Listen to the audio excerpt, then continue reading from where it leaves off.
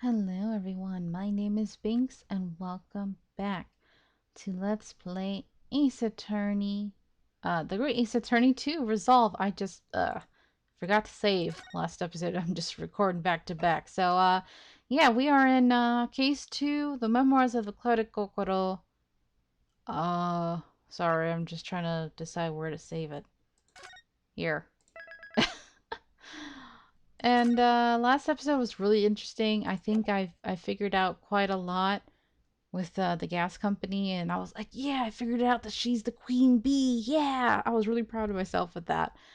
Um, I'm excited. I'm just recording it right back to back. Normally, I try not to do that because it's a lot for my throat. This might be a shorter episode actually because of that. Um, but we'll see what happens. Uh, yeah, probably a shorter episode. Not gonna be a full hour, but I just want to make some more progress. And I'm enjoying this a lot. So let's get to it. The Altamont Gas Company's investigation. I'm proud to be the company's East End branch investigator and meter money collection agent. Altamont gas meters accept through penny bits, each coin giving customers about 2 hours of gorgeous gas. And yet, the meter in Mr. Shamspeare's room didn't have a single coin in it. Yeah, I'm totally right. For him to get gas, he's been cheating, alright. Uh-huh. Totally. Oh, totally. He is slick. What a slick dude. Oh my god, he's so slick. The meter doesn't appear to have been tampered with, though. And the collection agent has the only key. Somehow, he's using all the flaming gas he wants without paying a penny. If that's not thieving, what is? Mm-hmm. He's really slick. That's really cool.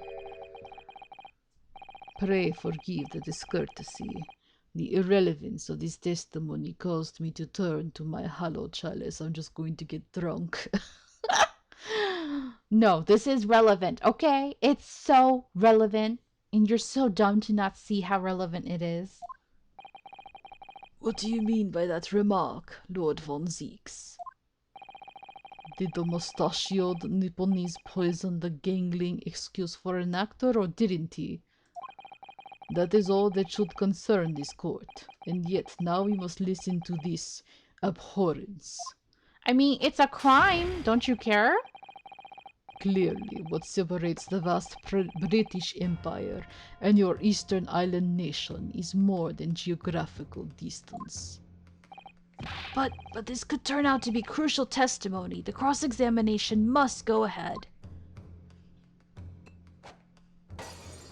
Oh! He literally just always causing so much damage and mess. Like, damn. He's so... You're so rambunctious, dude. Really. Do what you will. I don't give a F.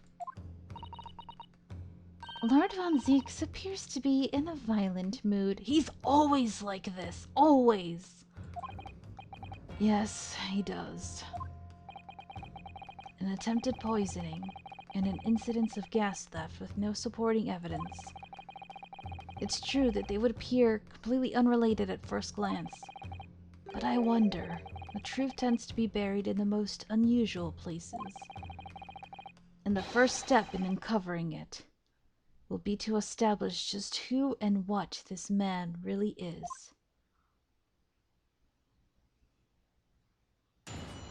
Alright.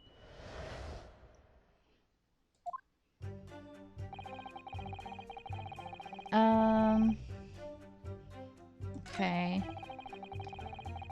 3 penny bits. Each coin. Can I find out about the coins? So all London houses that have a gas supply are fitted with these gas meters, are they? They're the latest model, the height of technology, developed by our company, Altamont Gas. And anyone who uses our gas will have one of these meters in their property, yes. So if a 3 pence coin gives 2 hours of gas, most people would use about 3 coins in a night? A bit more than that, usually, if they have both gas lights and a gas stove, that is. Thinking about it, Soseki-san doesn't have a fireplace in that room of his, does he? Some people still choose to use candles, of course, and only have gas for heating. Ah, yes, I do remember seeing candles in Mr. Natsume's room, actually. And how does the money in the meter get back to you at the gas company? Every 3 days, gasmen like me visit properties on the gas supply and empty the meters of coins. I must say, the design and manufacture of the new meter cost the company an awful lot of money. But happily, it did put a stop to people not paying their dues, for the most part. Because they have to pay in advance, you mean? Yes, exactly right. Okay. And yet, didn't have a single coin in it, which is fascinating. Hold it! Out of interest, how long has this been going on? Weeks and weeks. He's been pinching gas off of us for ages. And you've examined the meter in Mr. Shamspeare's room, I take it? Naturally. We took it off the wall and went over it with a fine-tooth comb. And found nothing suspicious at all, I presume? No, I'm afraid we didn't. Which is exactly why I demanded a new type of meter to be produced. One with an indestructible lock. The Shamspeare Special. That sounds like it would have cost an awful lot of 3-penny pieces. But even after all that, the rascal's meter was still empty. I'll never forget the humiliation. When I opened up the money box and found it bare. You what? I said. You what? And the look on his face. That smarmy smile of his. I pulled the meter straight off the wall and took it back to the office. But you know what? Nothing. Not a trace of it being jemmied open anywhere. Not a single sign. And what's happening to my salary as a result? Down by 3 shillings a day, that's what. A life-threatening situation in a number of ways. That's why you were willing to be out there in the cold, huh? Incidentally, what became of that meter? Nothing became of it. I still got it. Oh. Evidence? Here we go. Right here. No wonder they call you Meterman. I think it would be prudent for the court to sequester this item while the trial is ongoing. Okay, enter in court record. Let's see, let's look at it. Special lock. Definitely. Let me look at it. Examine. Meter that dispenses gas for a set time after a coin is inserted. Sports a very strong lock developed especially with Mr. Shamspeare in mind. Looks very dirty. Dingy.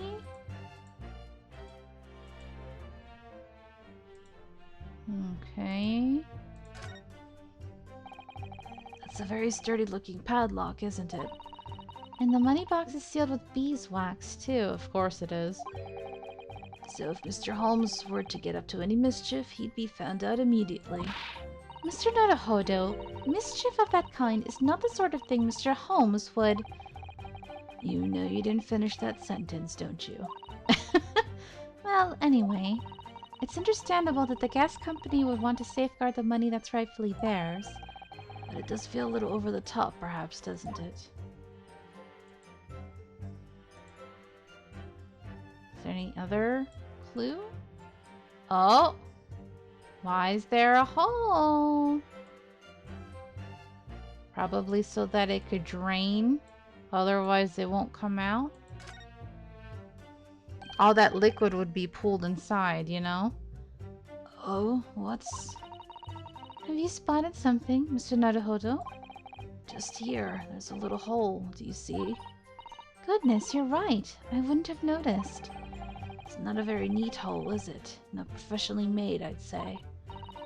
So you think it might have been opened up by Mr. Shamspeare? Possibly. Seems the people at Altamont Gas must have missed it. Well, it certainly seems to go all the way through to the inside. Yes, but there's no way a coin could fit through here. That's true, but even so, it seems more than a little suspicious. Yeah, that's how the liquid came out. That's why it's on the floor. Yeah, that's it, that's it. Okay. Although at first glance, there doesn't appear to be anything unusual about it. Let's move this along, shall we? Continue with your testimony. Though I would say it has as much value as the contents of that meter. Ugh. The meter doesn't appear to have been tampered with. No, I got something right here. Right here. Let's get it. Objection. You didn't look very hard, did you? To not even notice the freaking hole at the bottom? Come on now. Come on now.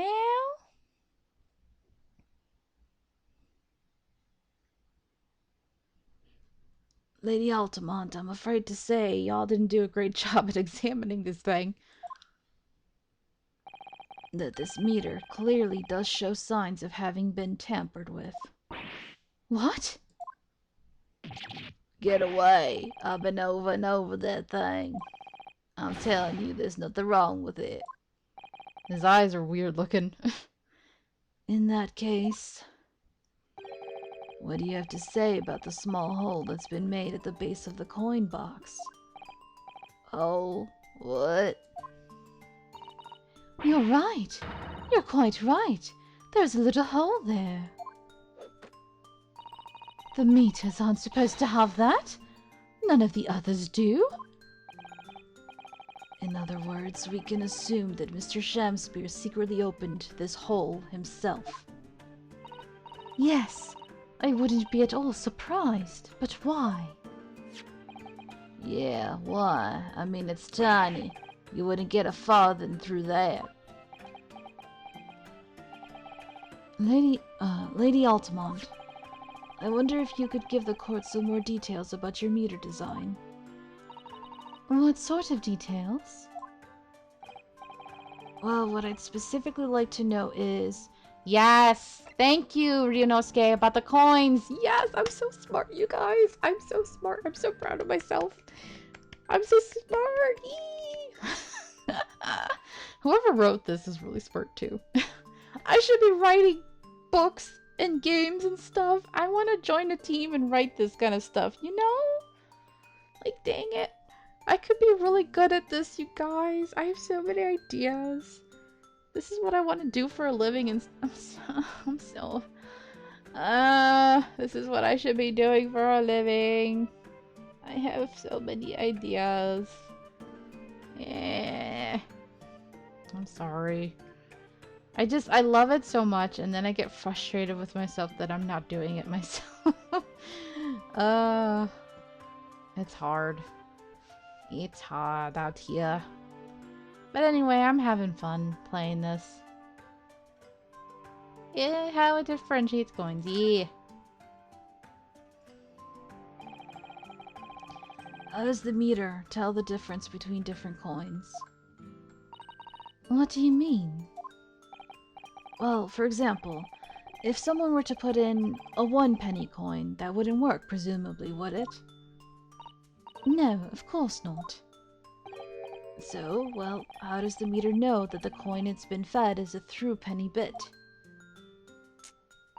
Ah, I see what you're getting at now. The meter tells coins apart by their shape and size, which includes their thickness. Yes, okay. Which is why all you have to do is make molds, right? So that's easily how he's able to trick it by just freezing stuff by molding. You know, he has the mold, the shape. So he could have done it with like tea or whatever. And all it does is melts away. And he's able to trick the system and get some free gas. Oh, he's freaking genius to do that, honestly. He's a slick mofo, ain't he? A threepenny bit is about 3/4 of an inch in diameter, you see. Other coins just won't fit. Oh, I see. It's clearly been very well thought out. How did he know how to do that? How did he know that he could trick it? He just tried it one day? Like, damn, dude. The witness will amend a formal testimony with that information in case it is pertinent. As you wish, my lord.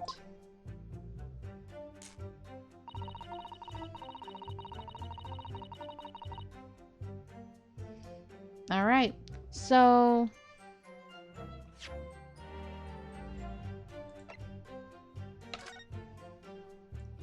this one, let's look at this again because I need to verify. We know circular depression, 2 centimeters. Or 3/4 of an inch. Ah, do you think? We did find the soap at the scene, didn't we? Yes, yes, there were 2 bars on the little ledge just outside the window, so we took this one. I'm sure that when we first found it, there was some sort of reddish medallion in the middle of there. But there's no sign of it now. Where could it have gone? Yeah.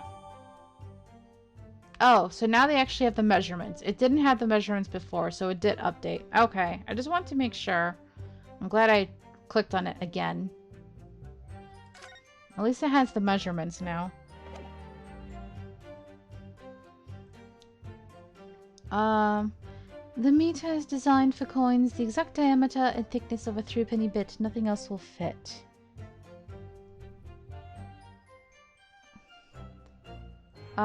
Should we present that? Objection. Yeah. That's it.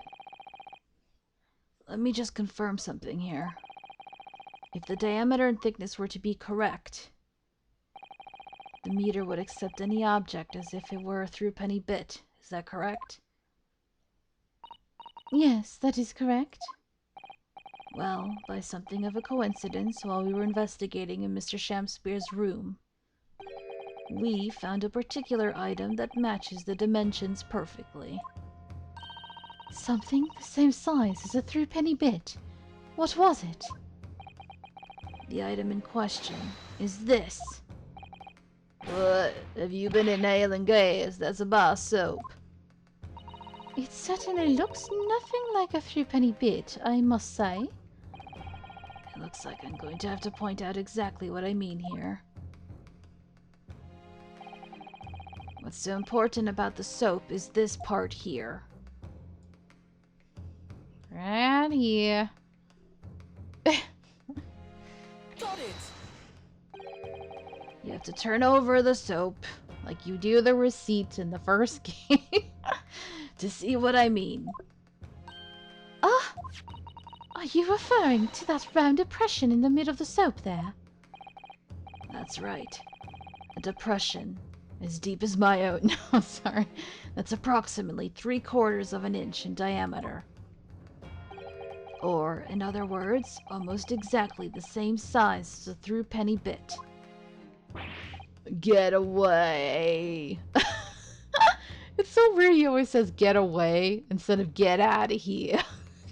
Or shut up. Does anyone here present have in their possession a threepenny bit? Quickly now, hand over your coins, ladies and gentlemen. It sounds rather like a highway robbery, doesn't it? Judge, please. Oh, that's funny.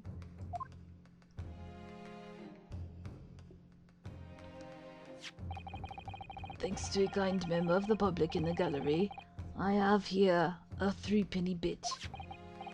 Now to see if it fits.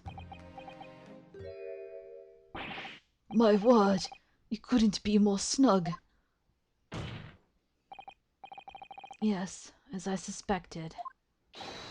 This, without a doubt, is a vital clue to explain how the Altamont Gas Company is being defrauded. Well, I don't believe it.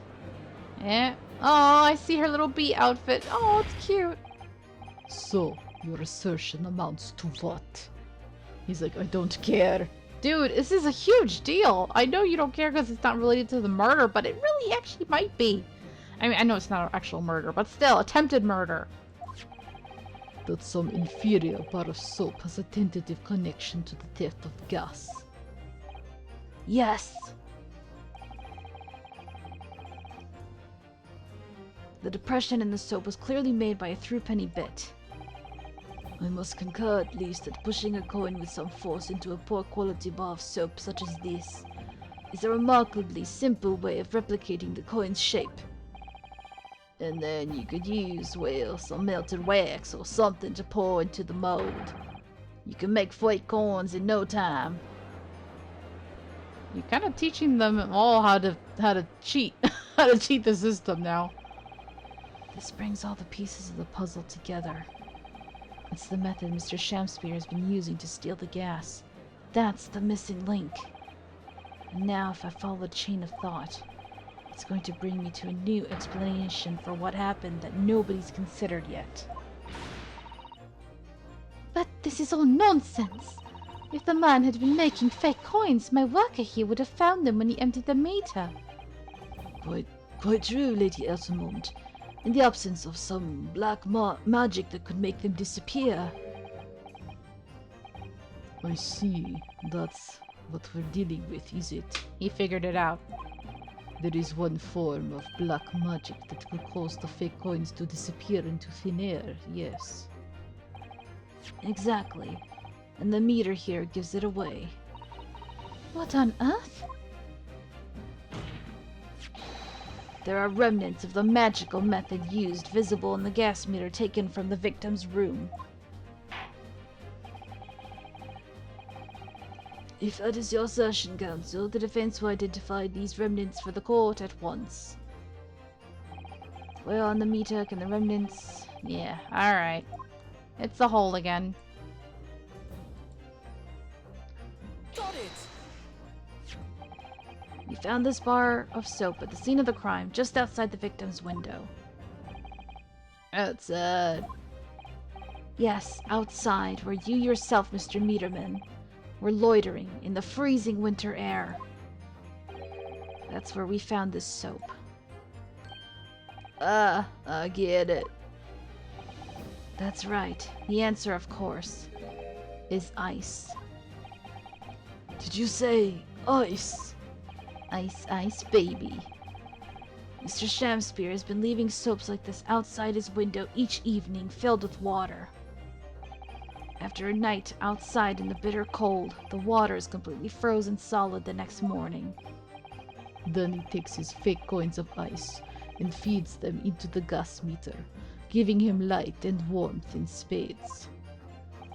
As his room becomes very comfortably warm, the ice now inside the meter's coin box melts, turning back into water, and draining harmlessly away through the small hole made in the underside of the meter. That is how, without leaving any evidence of his wrongdoing, this man has been stealing Altamont gas.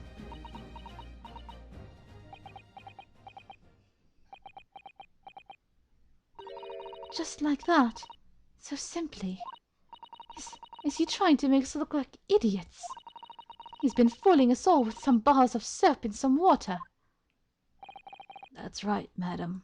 I don't believe it. It can't be true. Do you have any idea how much money we spent to develop that new meter? And now you have the audacity to suggest that a bit of soap and some water can render it totally useless. I'm fairly sure I didn't design it. Don't take it out on me. Evidence! Ma'am? Come on now. Sorry. I want evidence. If you're going to stand there and tell us our meters are rubbish, I want to see proof. She's very good at enforcing accountability, isn't she? Can't she just be thankful that we're helping her solve this mystery? Very well, Lady Altamont. If you'd like evidence, I'll provide it. What? Mr. Naruhodo, are you saying you do actually have evidence to support this theory? Hell yeah, I pointed it out ages ago. I did notice a trace of something that bothered me a little at the time. And I have a feeling that this theory we've come up with now could explain it. The piece of evidence that substantiates the theory about how Mr. Shamspeare has been stealing gas is the puddle of water. Yeah. Yeah. Present. Take that! This is a photograph of the scene at the point when the victim was discovered, taken by Inspector Gregson. And it clearly shows the remnants of the crime carried out by Mr. Shamspeare. What remnants?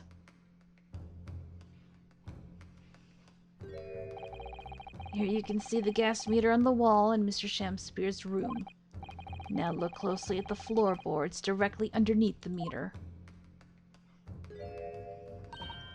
What? What is that? Some kind of grubby stain? Almost certainly. It's a water stain, resulting from the liquid that drained out of the hole made in the meter. Ah! If one coin gives around 2 hours of gas usage, and the occupant was heating his room in all his waking hours, you can imagine he would have used around 10 of his fake coins each day. The melting ice inside the meter's coin box would have been dripping out almost constantly, leaving a stain on the floor. This is awful. And there's further evidence, too. Mr. Shamspeare slumped over his table, apparently having consumed strychnine. And right there next to him is a bar of soap, broken in half. You're right. It would appear to me then, Counsel, that the man was eating the soap, was he?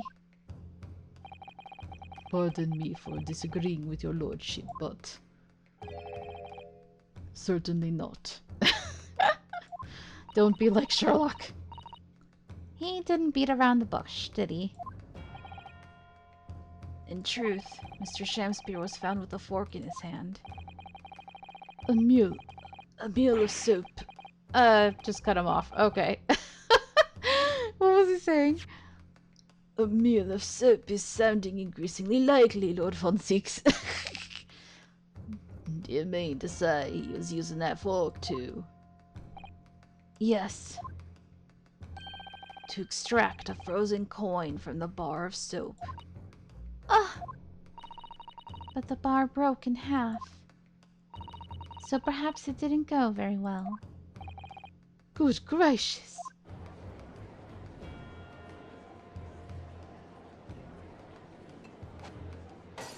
Like, shut up. He throws it back there like, shut up. Oh, that's so funny. Lord von Zieks, damn. You're so ruthless. I was throwing my hand up in despair, and happened to catch my hollowed bottle on the way. Pray forgive my maladroit mistake. Okay. What is the meaning of this, Counsel? Allow me to pose my learned friend a question. What exactly did you establish with your most recent cross-examination? Well, that Mr. William Shamspeare is a liar and a thief. In other words, that his testimony is unreliable. Thank you, Susato. Thank you. That's it. That's exactly it. Very well. Let us assume the man is a liar. Now, allow me to pose another question. What possible difference does that make? Well, we know that suicide can be discounted. Scotland Yard's investigation revealed no sign of another vessel that contained poison. And on the night in question, there were no visitors to the room except the accused. The young gasman's testimony, which we have no reason to doubt, has confirmed that. Furthermore, the only possible way the poison could have entered the victim's body is via the tea. The court has seen no evidence whatsoever that suggests otherwise. Even if William Shamspeare is the liar you claim him to be, these facts have been objectively established. There's no escaping it. Ah! Therefore, in light of these facts, the prosecution calls for immediate adjudication. No! You... What? Come on, after everything we've done, don't let him. Ryunosuke, come on, man. Order, order. Well, counsel, how does the defense respond? Mr. Naruhodo, come on, man. What was the point of that last cross-examination? Did it actually get us anywhere? Or did it make no difference at all, like Lord von Zieks is saying? I'll slap you. Come on. No, this isn't over. The defense will not rest. What? But counsel, you've successfully explained everything. You've identified and substantiated the unscrupulous method employed by Mr. Shamspeare to consume gas. What more is there to discuss? Lord von Zieks just highlighted 3 facts in order to make his point. But contrary to what he would have the court believe, not all of them have been objectively established at all. What are you trying to say, my Nipponese friend? I'm not your friend. Stop saying that, you jerk. At least one of those so-called facts is an assumption made due to a lack of evidence. Oh. I forgot he does that weird pose like he's like Phantom of the Opera, like about to, you know, put on or take off a mask or something. It's a weird pose that he does. Why does he do that? And it's because he knows that he's being cornered, but that's like, it's the weirdest when he does that. It's so weird. I'm curious about it.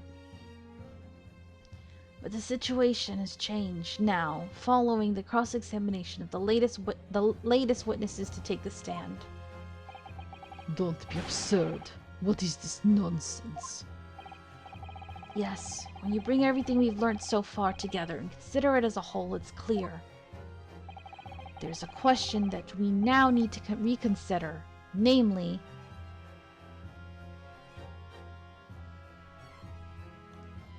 what I've been saying for the longest. Was the poison in the tea?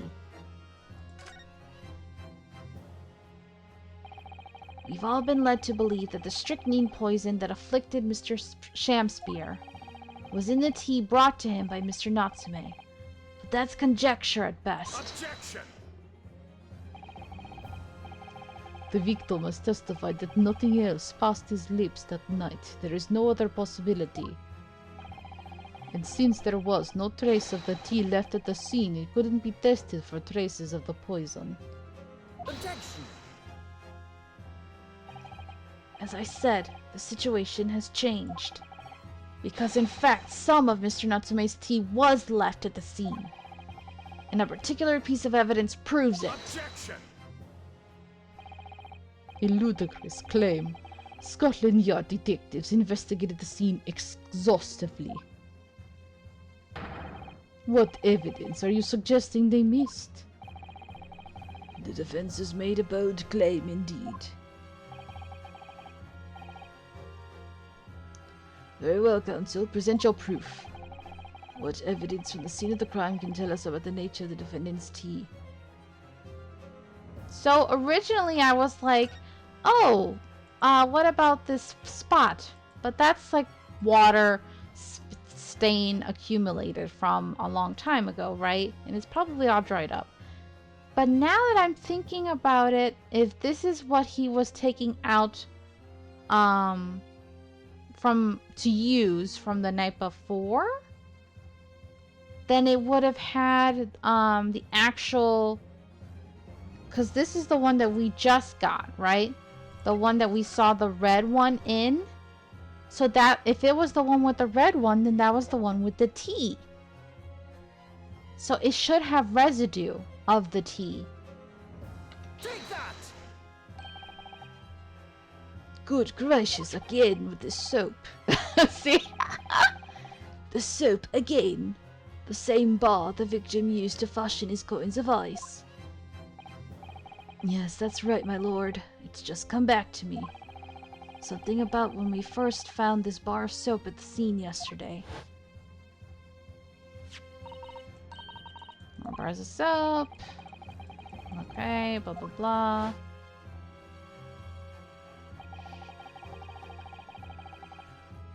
I'm quite certain that when we originally stumbled upon the bars of soap, there was actually a frozen coin in each bar.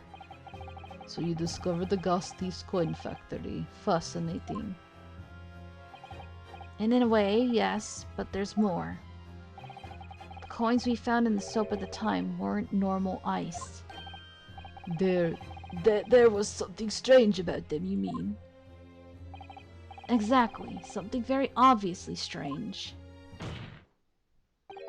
They were red. the ice was red. No, you mean That's right. It's obvious to me now.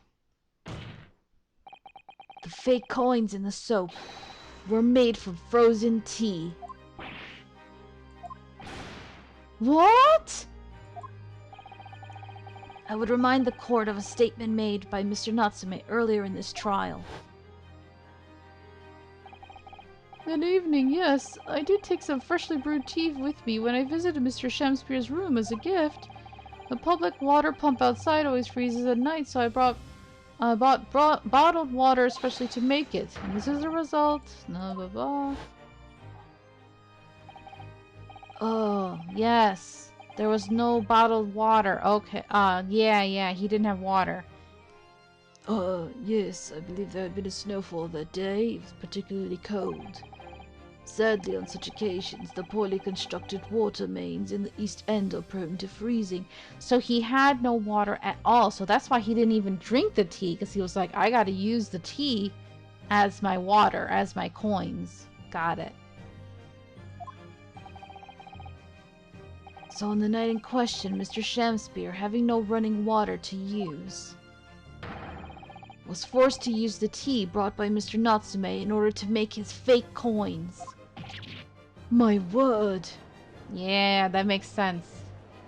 I forgot about that.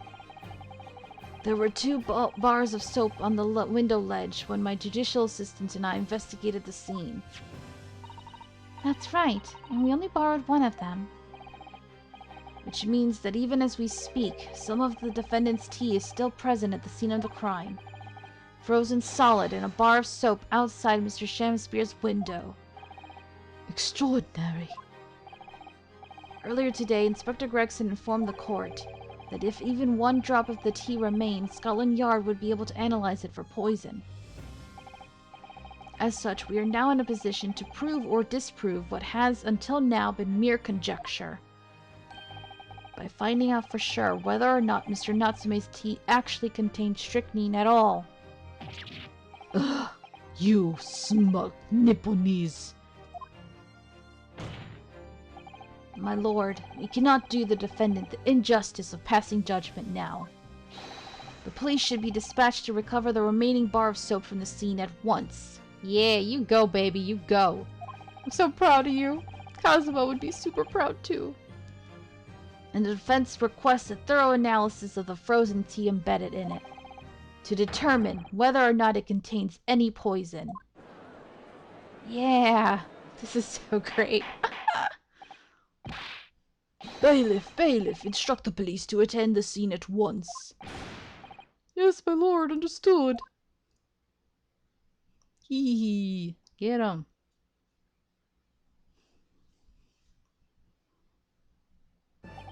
It would seem we have no choice but to suspend these proceedings for the time being.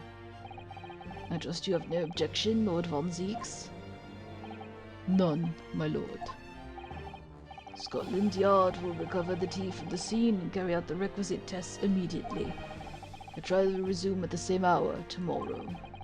Prosecution and defense may conduct further investigations as appropriate in the interim. Yes, my lord.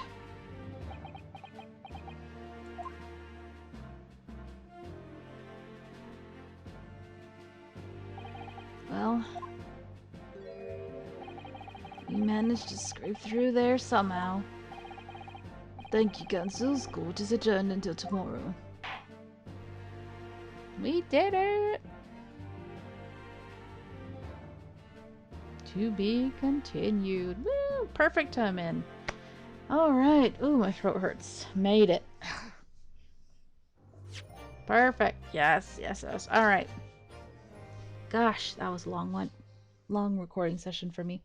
But I did it. Yay! Alright, guys. That was great. So thank you so much for watching. Hope you're enjoying this. And until next time, have a nice day. Bye-bye.